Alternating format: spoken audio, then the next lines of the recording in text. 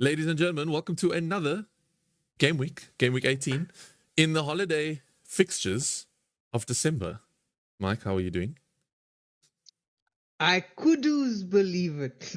What a player, eh? No, Did you see those goals? I'm more annoyed because we were supposed to buy him, but he's a great player. I think he fits well at West Ham. Yeah, I mean, him Just so and everybody Bowen, knows out there, just so everybody knows, Nathan wasn't going to buy them. He wanted Chelsea to buy them. Chelsea was Nathan gonna doesn't buy have them. the 70 million to buy Kudus. I don't even have the 6.8 million now, which is what he's gone up to. Crazy price increase, but fair play to him. Yeah, well, before we carry he's on, a good player. He's a good let's just get this out of the way because everybody on FPL socials is wondering what is going on with FPL right now. And I would consider FPL right now is paused. Yeah. As of recording, bonus points from the Luton Bournemouth game have not been awarded, and substitutes have not been switched on from your bench. Yeah. The reason for this, for those who are in the dark, is that a player from Luton, Lockyer, had a medical emergency on the field, which kind of freaked out a lot of players. Yeah, and it collapsed down. At 65 minutes into the game, and after 2 hours, after about an hour or so, the match was decided to be called off and just cancelled from there. And so this is there has been matches in the past where they're cancelled before they kick a ball. And when that happens, you just get a blank. Yeah. And just so that everybody online is aware, there's a lot of people online keep asking the same question, and people are fighting with each other saying, "Be calm, respect this man nearly died." Yeah, and I do think that we are aware that his family went through something traumatic and he went through something traumatic. So we are aware that it's a sensitive issue, but at the same time, the whole game is paused, and everybody needs to know why. So the reason why is the game is actually it's on pause. They haven't released official statement. I believe what do you think's going to happen? What from I've just gathered is, I think they're trying to weigh up whether the match went too far in to just maybe call it a 1-1 draw, and that each people get a point. And I think they maybe will discuss with the managers, and it might come to a point of the managers will decide if they're satisfied or do replay. I don't know. Maybe. I know in Formula One, this is the only other reference. When there's a big accident, they just red flag the race, and when there's something this severe, they normally just suspend the race and they hardly postpone it. So it might just be I don't think the Premier League can cancel it completely. I think they have to replay it, or they have to stick to the 1-1. I know I said to you on WhatsApp that they might look to replay it before Gameweek 18. It's too late but now, it's too late. Yeah. So I think the more likely thing is just to discuss with the clubs and see, are you guys happy just to do a 1-1 draw? I mean, it was 65 minutes. I know a lot can happen in a half an hour, but when else are you going to fit it in this busy schedule? So it's going to be an interesting one to This follow. is what I project is going to happen. Okay. My theory is that they are not going to cancel the points. This benefits me. They're not going to cancel the points as they are now. What? Because they played for 65 minutes. Like if it was 35 or 40 minutes, I'd say, okay, that's a bit early. But that's the full hour and a bit. So it's quite deep. I think what they will end up doing for FPL is option A, the easiest option. They just cancel the game week. Solanke, Bournemouth, and Luton players get 0. Or not 0, but a dash means they didn't play. And we get this game later. Yeah. Okay. Option A, which make a lot of people upset. Option B, which I think is going to make some people upset, but not as many, is that they actually count the game as is. Okay. Your points stay as is now. I get the bonus points. You close this game week, and that's it. They played 60 minutes, and that's it. For Premier League, they replay the match. Okay. But for FPL, it's non-existent. Interesting. And I read some rules on FPL about what happens, and that was what they discussed in the rules if a game goes over 60 minutes. Whether that's true or not, I can't confirm, but those are the two options that I think they have. It's more likely they'll just blank the game, because that seems like the easiest thing. But it doesn't help anybody who captains Solanke, right? No. So that means, well, then your vice would come into play again for the second game week in a row. Your vice captain matters. That's why you got to be sure. And it wasn't supposed to be Salah. Let's pivot to that. Before we just touch on, I'd just like to say a shout out to you, because you actually got the captaincy pick right this game week. You captained Solanke, where most of us did Salah, and Salah blanked. only coming away with 6 points because of the clean sheet. And Solanke got you 12. So And then Solanke gets game cancelled. So it's okay, let me just intervene here with why I captain Solanke, and it's a little bit of an esoteric kind of vibe. I know you're not going to believe me, but here's the thing: sometimes I have intuition about players. yeah, Okay? Isaac. Now, hold on. I had an intuition that Solanke. Now, when I've captained him, it's because my intuition told me Solanke. There's something about Solanke, so I went with my intuition. But my intuition doesn't tell me whether it's a good thing or a bad thing. He could have ended up getting red carded. True. He could have ended up scoring a hat trick. He could have ended injured. Yellow So my card intuition even. picked up that I'm still thinking about the waves that this whole event caused with Solanke. So I don't doubt my intuition. I just can't predict what that means. So I knew Solanke. Somehow I knew Solanke was going to be a talking point. Yeah. I just didn't know why, and I hoped for the best. Oh, there you go. You yeah, definitely but- got the talking point. But tell me something about captain now, because you captain Salah. Why do you think that was a bad decision? I don't. Well, in hindsight, it was a bad decision. Honestly, don't know. All the signs pointed to him scoring points. United are struggling. They put a team on that I've never seen before. I've never heard of some of those players. Both players played some young players, both clubs. Yeah, I don't know what is going on. And it's Salah as well. It like honestly, to be honest with you, I did look at Bowen, like because he did his points and then he blanked and then like just naturally you normally score blank score. So I was like maybe he scores and I should have. So I had a bit of a upset there. I mean even Cole Palmer scored points, so everyone did it except for Salah. The obvious captain choices were Haaland didn't play, Salah or Son. Those are the big three, and right? they're all blanks, and Haaland didn't play. Yeah. So you're not at fault for captaining differentials. Salah. Yeah. In fact, he got more points than Son or Haaland. So out of the big three, you got the thing right. It's just that I always knew that Man United was going to be tricky, right? Yeah. For whatever reason, Man United that game, you throw form out the window and everything, and you just go with like, this is a big game. Yeah, and it played exactly. like a big game in the sense that United defended for their lives and made it very difficult for Liverpool.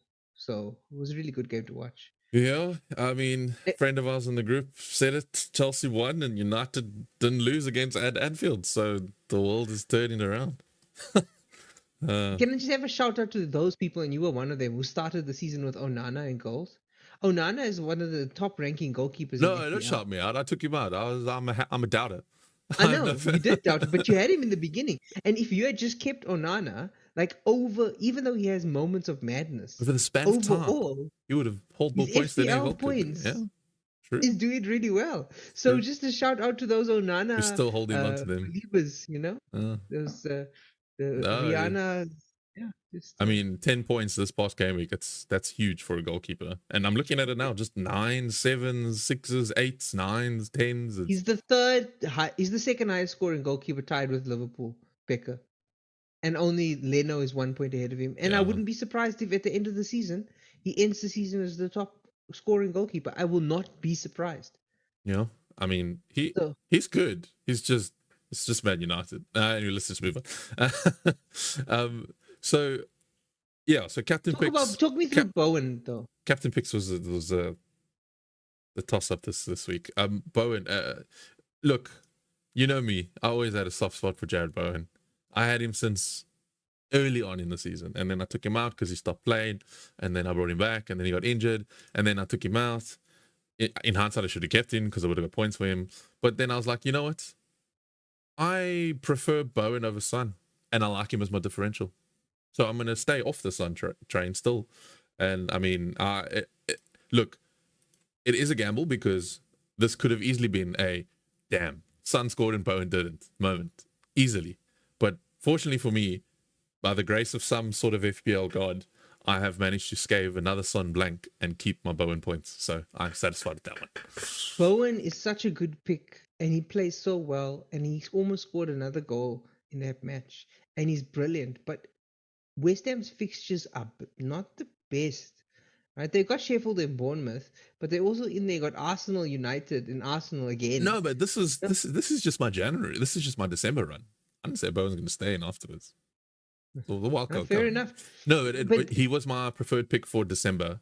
I don't think he scored more points than Son, but he's got. Oh yeah, maybe I'll have to check. But carry on with your thought while I look at that. and no, and you are right though. But does that also mean we mustn't get overexcited about Kudus? Because he's another West Ham pick, and if you're going to pick a West Ham asset, you're probably picking Bowen. Well, And if you're looking at their fixtures, both of them don't have good fixtures. So this is the other side of it: is how long can we keep looking at FDR? You know what I mean? No, Like, think about it. Think about it this way, and this is maybe I'm going to start thinking about it too. Is if West Ham win, who's going to do it for them? You know what I mean? Bowen and Kudus. Probably. So it's like, yes, it's an Arsenal, but I mean, it's also the Premier League, so they could just score a goal. But so we'll see. This is the beauty of the fantasy game. You never know. You got to play it as it comes. You got to take it as it comes. So, definitely a tricky one to manage. But as we've discovered, form greater than FDR. So Form greater than fixture right now. yeah. I do want to quickly say I'm annoyed with Kevin Trippier and all of you FPL managers because I brought him into 7 and it's gone down to 6.9. You made me lose money. I don't like that. You better stop. He's not playing. He's conceding goals. He's giving away goals. But You're the bad luck bear. You know what's going to come up though? Everyone's going to bring him in because he's playing Luton now this week. If all goes to plan against Chelsea and nothing happens tonight for him, like nothing bad happens, then I think everyone will just bring him in again. So, yeah, that's just a heads up for everybody. Just be careful with your transfers. Watch the Carabao. Try wait. Those of you who took out Haaland, you have the money. So don't get antsy about it. Also, Haaland's coming down, so you're chilling. You're chilling. Me and Mike had a laugh earlier, like, yeah, all the managers, no offense, all the managers that kept him in have lost money on him, but now we're going to buy him back for cheaper because we got rid of him in 14. So making money. You win some, you lose some. That's it. So definitely keep an eye on midweek fixtures before you make your transfers. Because also that's Everton, Fulham, Liverpool, West Ham, and Chelsea, Newcastle. That's a lot of Premier League teams playing. So it's definitely something to keep your eye on. And also decent name clubs that have players that you probably have in your team. What I did want to say to double off the back of careful with your transfers is that next week, so this week the game week ends on a Sunday. You have one day and then it's game week 19. So you need to be making changes or you need to kind of be thinking about your team for the next 2, maybe even 3 weeks, because then there's New Year's straight after that weekend. So the game weeks are like this for the next 3 weeks. So you Can have I tell to you my have secret to think. plan? Tell me and the viewers your secret plan. You told me this plan, bro. I can do whatever I want to my team. I can mess it up, anything. Because on January 1st, I'm just gonna play my wild card and fix Haaland back into the team. So I'm gonna take risks. I'm gonna captain players like Solanke. I'm gonna bring in the Isaks and take the gamble because I know January 1st comes. If I feel like I want to sort my team back to some normalcy, I've got the wild card, and I've been bringing in players that have been hitting price rises, so I'm actually not losing too much money. I have a question for you. Trippier or Trent? That is a difficult decision to do with the Haaland money. I looked at it. I know some interesting managers. Red one has both.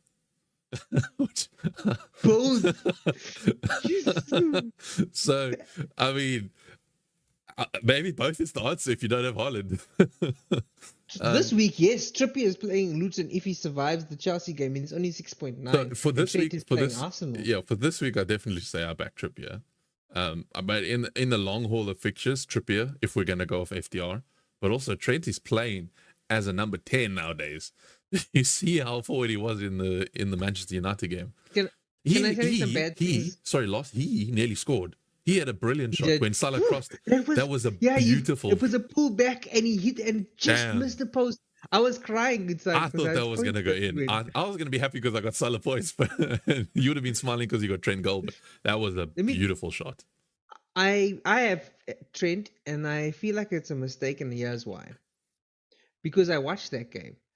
Firstly, when I know they were playing a tough team in United, Trent was playing a very defensive right back.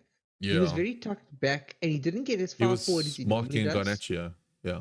He just was very disciplined and mature. He wasn't just bombing, right? Mm. He allowed the forward players to do that, and he was very responsible. Maybe And Southgate was then at the game. I don't know. and then Klopp tweaks the game, and he brings Trent into the And he's midfield, playing at which number would 8. Not even at first 6. Yeah. you would think that this means that he's a defender who could score goals, and he got a chance, right? Mm, But I'll mm. be honest with you, he was playing the most mature, Style controlling of game. football, yeah. Was It was very pragmatic, and I still think that actually he's more of an FPL points machine at right back than Then he he is in is the at midfield. center mid. Yeah. And even he's closer to the goal, I still think that this new form of Trent makes me regret that I brought him in over Trippier, because I feel like he's going to get some clean sheets. He will be involved in the posts, but he's not going to be as involved as Trippier. Which is similar to Kyle Walker, just by the way, for those thinking about Manchester City defense. I think you talked me out of it a while back, and I just kind of forgot about him. Pep similarly does the same thing at times with Kyle Walker. He puts him more in the midfield to make it compact. They will do underlapping runs, and rather, I don't know if you noticed that the wingers aren't cutting in that much this season, and I think I kind of like it. It's a bit old school. They're all crossing the ball. Even Salah and until the end of the game, Salah was now playing number 9, but it seems the right backs are doing underlapping runs and not running out on the outside of wingers anymore, which is something to watch. Means right backs are probably going to get an assist or a goal more than a wide player at this point. So something to take note of. Speaking of City, you know who's back in training? Erling Haaland. No, besides you. Kevin The De Bruyne. There we go. Kevin De Bruyne.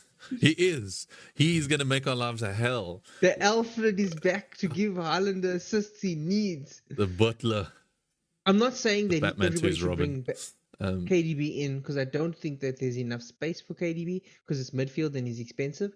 But I do think that as soon as KDB comes back, the effect on Haaland will be double output. Bro, if KDB was playing against Palace, they would have closed that game out. Fair play to Crystal Palace, by the way, for drawing with the treble winners as Palace. They did good. They did Fair good, play. and they fought, and those goals were intense, and that header was like they were fighting for those goals. I'm annoyed because Mikyle Elise was also someone we were looking at as Chelsea. So everyone that we were looking at are doing extremely well, and everyone that we actually got are just trash. Okay, come on. That's my only rant for that. At least we won, but that's fine. I'm gonna give you another. Player comparison.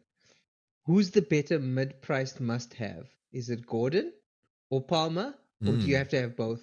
You and me have both, right? Yes. Does everybody else have to have both? Are they must-haves? Does everyone have to have both? I think I'm going to say hands down you need Palmer over Gordon because of fixtures and because of Palmer's form. It's not just FDR for him.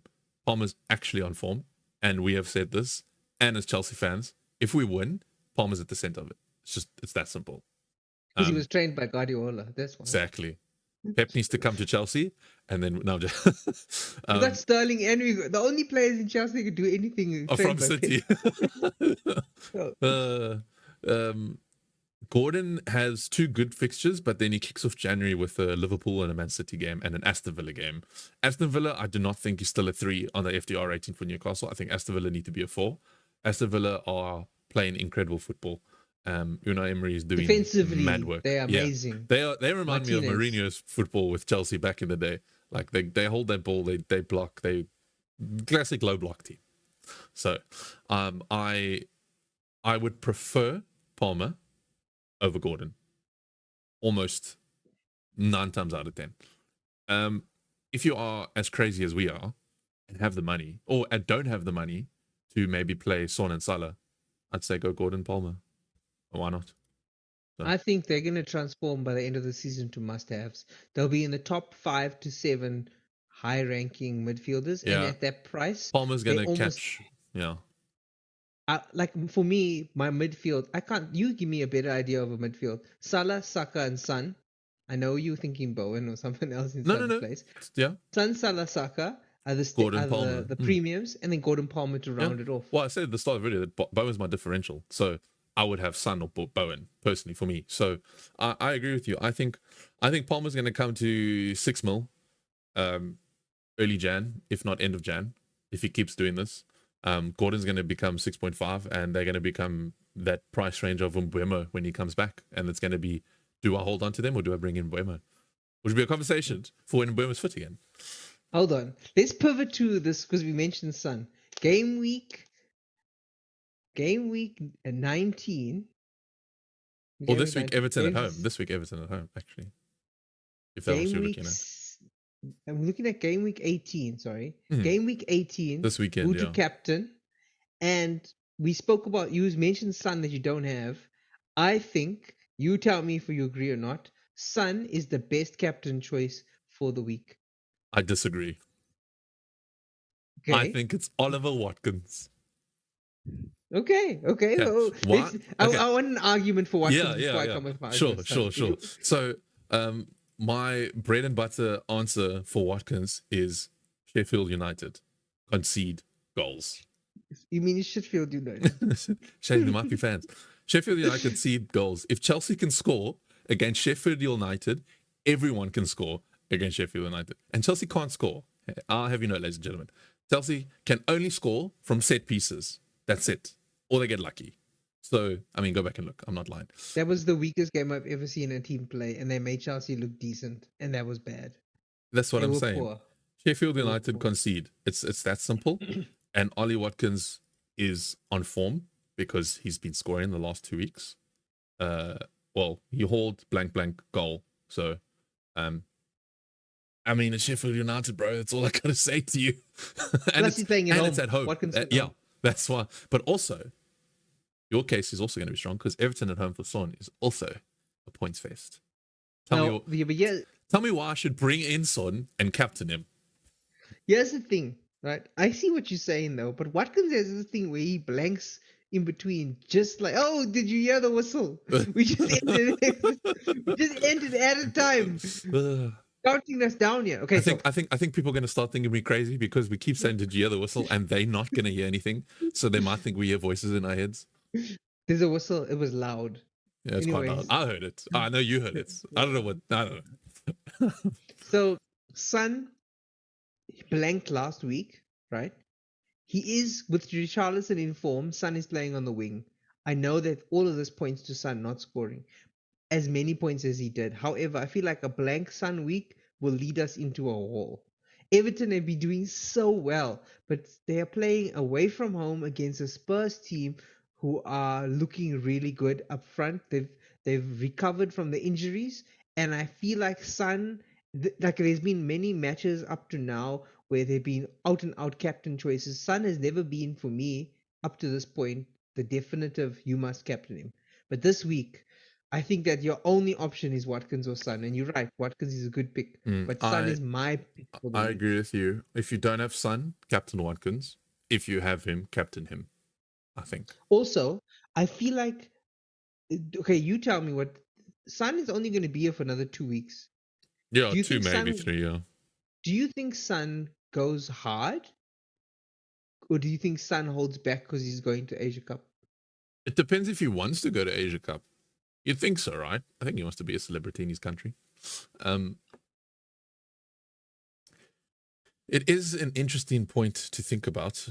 It also, we don't know how Postecoglou manages. He's a brand new manager, so we don't know. Like, we can't say, Pep, they're going to pull he didn't travel the squad, he's injured, so they can stay on and train and then carry on for the Premier League. I don't think Postecoglou is a selfish manager in that sense.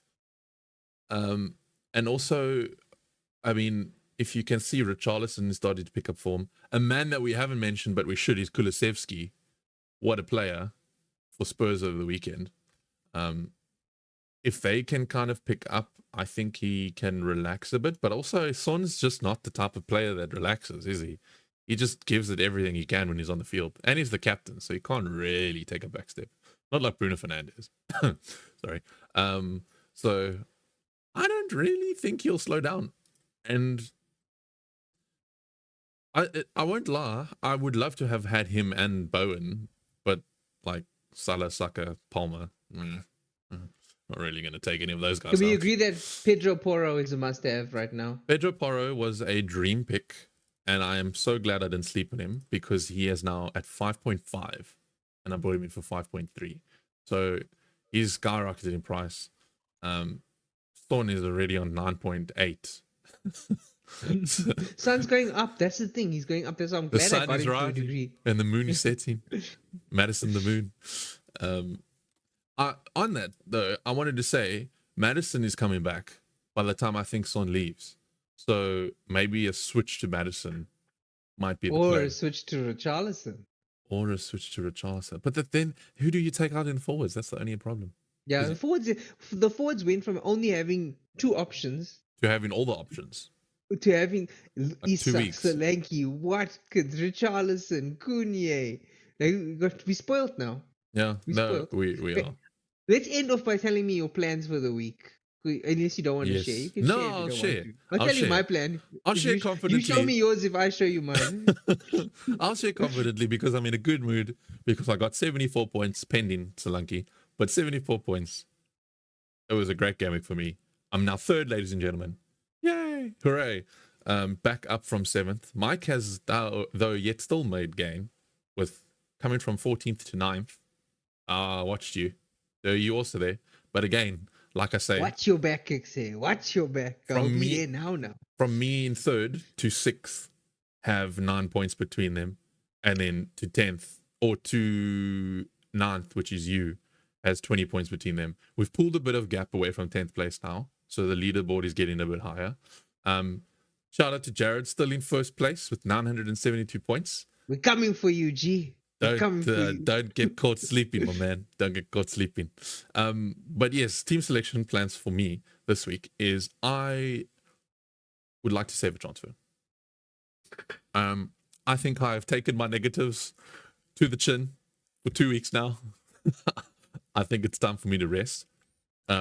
Like I said to you and Ridwan earlier, last week, or a few weeks ago, is that I was planning for this last week to be my smooth pick. So I was picking ahead in advance for 40 chess and whatnot, just so I have backup and room and manage. And I'm quite satisfied with my team. I got Trippier starting, hopefully, against Luton. I got Pedro Porro against Everton. Tsimikas is the only one I'm not too fond about, but I might just start Taylor because they're playing Fulham and he's back from suspension. Or maybe I'll have a look at Anderson. If I do make a move, it'll be to an Arsenal defender. I think it'll be Anderson to Gabriel because they're the same price now, and Gabriel will probably get more points than Anderson in the long run. So if I do make a move, it's that. Move. That's a good move, but Arsenal's defense isn't as strong as it. No. They clean sheeted, which was good. They sheeted the clean, but They sheet the bed. but now I don't trust them. No, I agree with you. It's more just it's Crystal Palace versus Arsenal. So who's more likely to get the points? And they're the same price. I think if anyone, it's Aston Villa defender that I would want to bring in. I don't know who. It's just that. Is it time to bring Matty Cash back? I don't know. Has he got his place back? Starts. He doesn't start. He's injured. He's not injured. I'm looking at other players at defense. I'm looking at Luca Dean. What can he do for me? Luca Dean, the old Everton. He's on my watch list. Then, that's my plan. So, otherwise, no transfers. What's going through your mind? Okay, number 1. Everybody has Man City assets. They are blanking. Okay, my Alvarez is blanking. Oh, sucks to be you. Is it so time? Instead of me, now you were like one of those English gentlemen sipping a cup of tea, going, "I'm going to save a transfer." That's what you did. That's how I imagined it, and I feel like I'm like the person serving you there. Like I'm poor. I can't save nothing. Okay, I'm gonna take out Alvarez. I'm thinking, and I'm gonna bring in Watkins because the points you made about Watkins are really good, right? He's playing against a very bad team right now. That's a good transfer, yeah. He's in form. If he doesn't score, it's not the end of the world. Okay. Yeah, and I wasn't going to score anyway. So. And I am planning on rebalancing my team after New Year's, anyways. So for me, this is my risk taking now. I'm going to bring Watkins in, but to do that, I have to bench one of my midfielders. Well, just to remind you, also, I forgot. I might have been in your forefront, but not mine. Man City blank this week. They're not playing. No, they're not. So if you have Man City players and you've made it to this far in the podcast, take them out. That's your secret nugget of truth for staying the whole 30 odd minutes while the ref is blowing his whistle frantically for us to wrap up. Or keep them on your bench because they have 2 easy fixtures coming up afterwards. True. Could do that, but should have taken out Haaland because you've lost money, my friend. That's money that you could have spread out quite a bit. But I'm just saying, do you agree with me that if I'm bringing in Watkins, I'm going to have Isak up front. He may play, he may not. That's fine. But I'm benching Saka over Salah, Palmer, Son, and Gordon. I'm benching Saka to pull off this one. You know I don't like you for that. You know I like Saka. Yeah, but he's blanking because Havertz is doing well. Odegaard is looking like a boss. Jesus is even scoring. It's the that Messiah. time of the year. It's Christmas most. Every football team's giving him gifts and goals. Giving him goals of assists, clean sheets. And anyway. Can I tell you a quick story in the last 15 seconds? I was watching Nigeria play. I think Nigeria was playing Argentina in one of the World Cups. Parking with my friends, and the one friend, he's waiting for Messi to score. He went outside to have a cigarette, and he heard the screaming on the TV, and he came in shouting, "The Messiah scored!" Meantime, was a guy named Musa. We all said, "The Messiah scored!" Shout out to Shams out in South Africa, the Messiah. Anyways, we better wrap it up, Nate. Any last nugget? No, I think that's all. That's pretty much covered. We will be back on either Monday or Tuesday for Gameweek 19, the middle of the Gameweek pod. Enjoy your Christmas. Spend it well. Stay safe. Maybe enjoy Father the holiday. Christmas will bring you points. Maybe. Hope, points. Yeah, and not minus points, which is the coal equivalent. Green arrows only. Green arrows only.